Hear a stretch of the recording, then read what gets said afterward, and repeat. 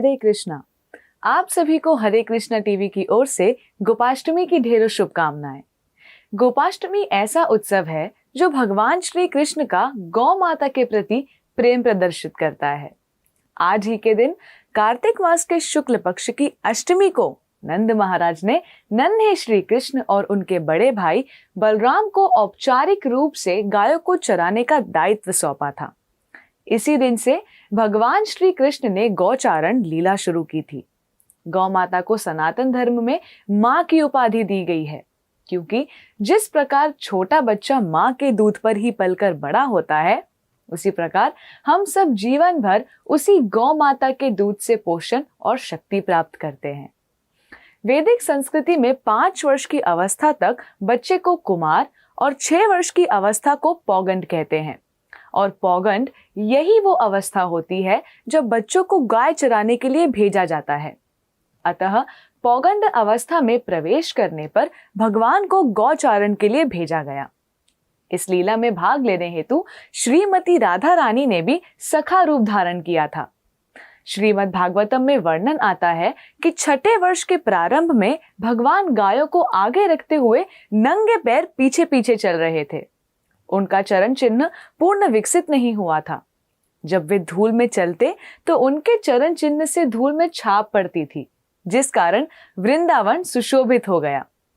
गायों को आगे रखते हुए कृष्ण उनके पीछे पीछे चलते थे। जब गाय आगे चलती थी तब उनके खुरों से उड़ने वाली धूल कृष्ण पर पड़ती थी, जिससे कृष्ण बहुत प्रसन्न होते थे। कहा गया है कि नंद महाराज के पास 9 लाख गाय थी और कृष्ण उन सबके नामों से परिचित थे। ये सारी गाय अपने शारीरिक वर्ण से पहचानी जाती थी। यदि अचानक कोई गाय अपने पथ से गायब हो जाए तो कृष्ण उसका नाम लेकर उसे वापस बुला लेते थे। कृष्ण के इसी स्नेह के कारण उनका नाम गोपाल या गोविंद भी है। स्वयं भगवान कृष्ण को गौ माता से अत्यधिक प्रेम है। वे स्वयं गौरज का तिलक अपने माथे पर लगाते हैं। वे अपने शब्दों और अपनी लीलाओं से गौ सेवा की स्तुति सबके समक्ष करते हैं।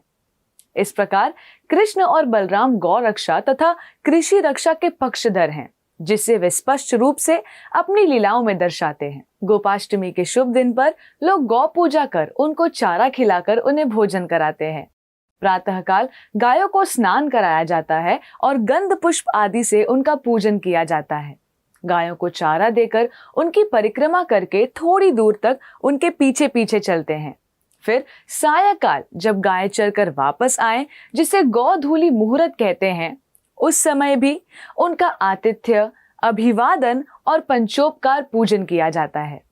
इसके बाद उनकी चरण रज को मस्तक पर धारण किया जाता है और प्रार्थना की जाती है।